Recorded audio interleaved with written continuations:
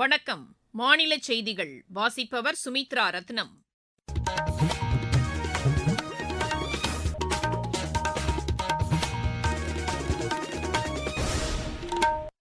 தலைப்புச் செய்திகள்.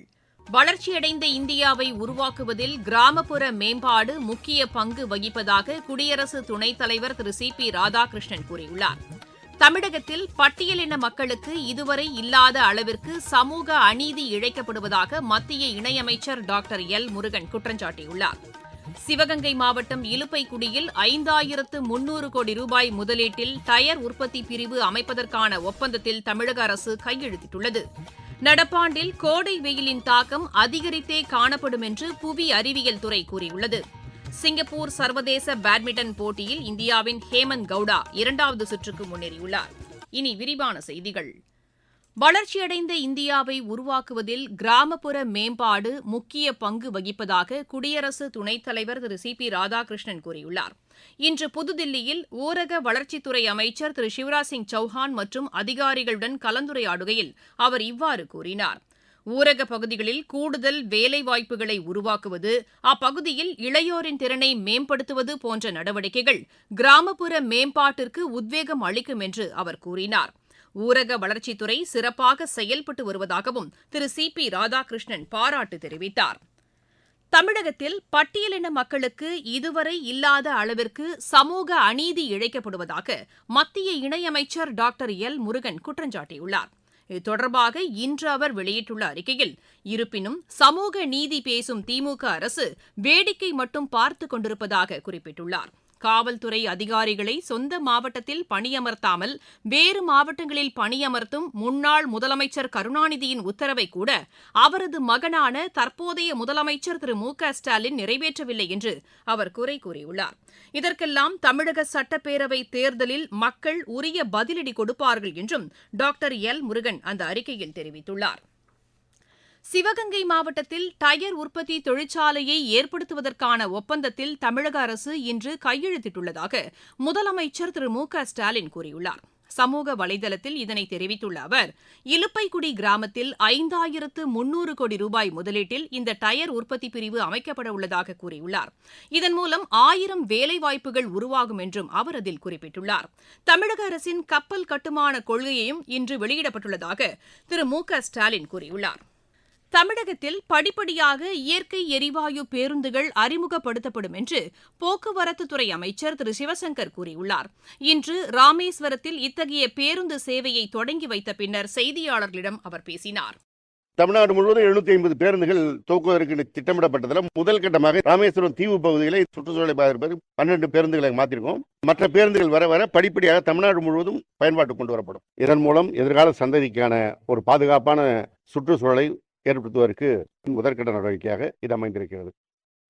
பிரதமர் திரு நரேந்திர மோடி தலைமையிலான மத்திய அரசு தமிழ் மொழியின் மீது கொண்டுள்ள பற்றை மக்கள் அனைவரும் உணர்ந்திருப்பதாக அஇஅதிமுக பொதுச் செயலாளர் திரு எடப்பாடி பழனிசாமி கூறியுள்ளார். சமூக வலைதளத்தில் இது தொடர்பாக அவர் வெளியிட்டுள்ள அறிக்கையில், உலக நாடுகளுக்கு செல்லும்போது கூட தமிழின் சிறப்புகளை பிரதமர் பெருமிதத்துடன் எடுத்துரைத்ததாக சுட்டிக்காட்டியுள்ளார். மலேசிய பல்கலைக்கழகத்தில் திருவள்ளுவர் இருக்கை அமைக்க அண்மையில் ஒப்பந்தம் கையெழுத்திடப்பட்டுள்ளதாகவும் அவர் கூறியுள்ளார்.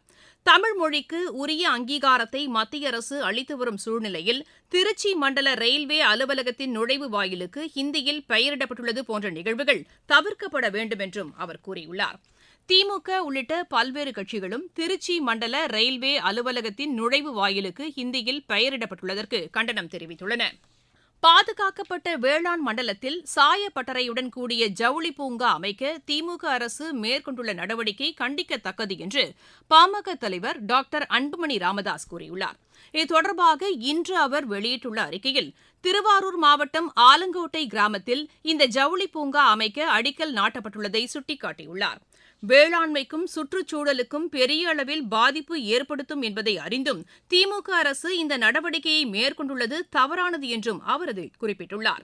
ஜவுளி பூங்கா அமைக்கப்பட்டால் நிலத்தடி நீர் கடுமையாக பாதிக்கப்படும் என்றும் டாக்டர் அன்புமணி ராமதாஸ் அந்த அறிக்கையில் தெரிவித்துள்ளார். அமமுக பொதுச் செயலாளர் திரு டிடிவி தினகரனும் திமுக அரசின் இந்த நடவடிக்கைக்கு கண்டனம் தெரிவித்துள்ளார். இது தொடர்பாக இன்று அவர் வெளியிட்டுள்ள அறிக்கையில், வேளாண் மற்றும் மேய்ச்சல் நிலங்களில் சூரிய மின்சக்தி உற்பத்தி திட்டமோ ஜவுளி பூங்காவோ அமைக்கக்கூடாது என்று கேட்டுக் கொண்டுள்ளார். விவசாயிகள் மற்றும் பொதுமக்களின் எதிர்ப்பையும் மீறி திமுக அரசு இதற்கான நடவடிக்கைகளை மேற்கொண்டுள்ளது தவறானது என்றும் திரு டிடிவி தினகரன் கூறியுள்ளார். நீங்கள் கேட்டுக் கொண்டிருப்பது மாநில செய்தி அறிக்கை. மக்கள் போற்றும் மத்திய பட்ஜெட். தமிழகத்தின் ரயில் மேம்பாட்டு திட்டங்களுக்கு 7611 கோடி ரூபாய் நிதி ஒதுக்கீடு. சென்னையிலிருந்து ஹைதராபாத் மற்றும் பெங்களூருவுக்கு புல்லட் ரயில் வழித்தடம். தென்னை விவசாயிகளுக்கான ஊக்குவிப்பு திட்டம். ஆதிச்சநல்லூரில் சர்வதேச தரத்திலான கலாச்சார மையம். பொதிகை மலையில் மலையேற்றத்திற்கான வழித்தடம். பழவேற்காடு ஏரியில் பறவைகள் காட்சி மையம். மாவட்டம் தோறும் மகளிர் விடுதிகள். தமிழகம் மட்டுமின்றி நாடே போற்றும் மத்திய பட்ஜெட்.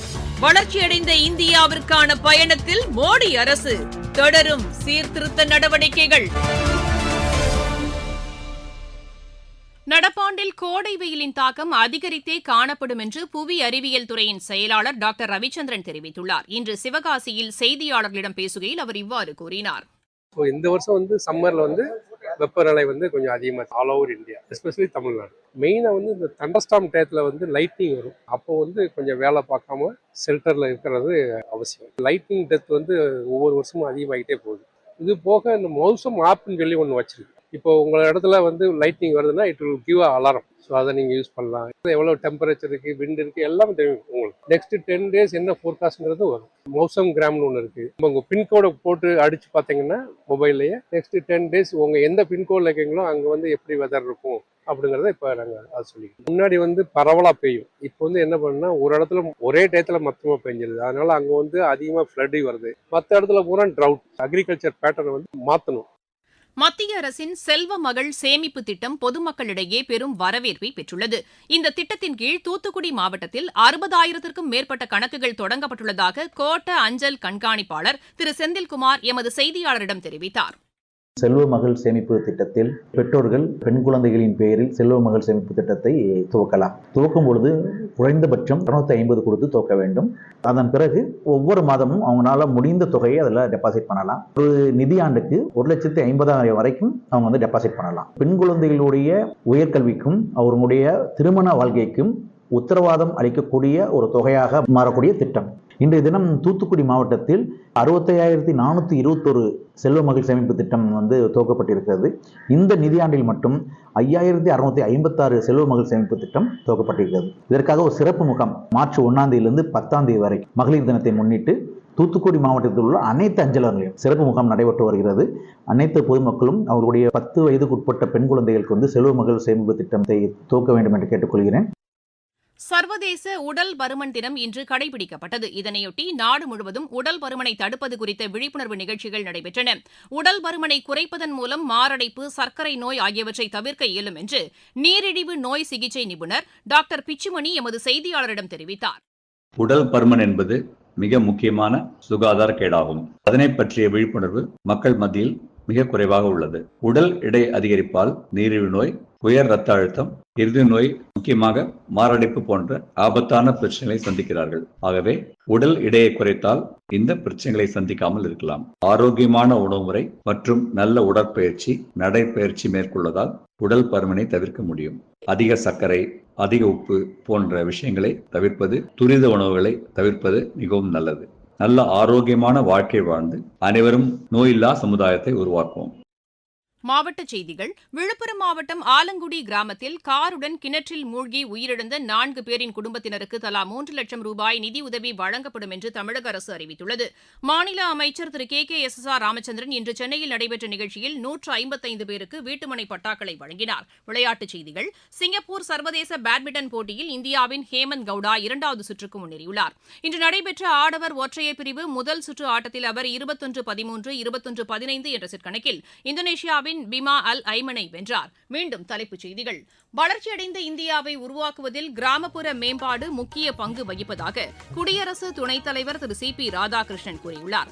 தமிழகத்தில் பட்டியலின மக்களுக்கு இதுவரை இல்லாத அளவிற்கு சமூக அநீதி இழைக்கப்படுவதாக மத்திய இணையமைச்சர் டாக்டர் எல் முருகன் குற்றம் சாட்டியுள்ளார். சிவகங்கை மாவட்டம் இலுப்பைக்குடியில் 5300 கோடி ரூபாய் முதலீட்டில் டயர் உற்பத்தி பிரிவு அமைப்பதற்கான ஒப்பந்தத்தில் தமிழக அரசு கையெழுத்திட்டுள்ளது. நடப்பாண்டில் கோடை வெயிலின் தாக்கம் அதிகரித்தே காணப்படும் என்று புவி அறிவியல் துறை கூறியுள்ளது. சிங்கப்பூர் சர்வதேச பேட்மிண்டன் போட்டியில் இந்தியாவின் ஹேமந்த் கவுடா 2வது சுற்றுக்கு முன்னேறியுள்ளார். செய்தி அறிக்கை நிறைவடைகிறது.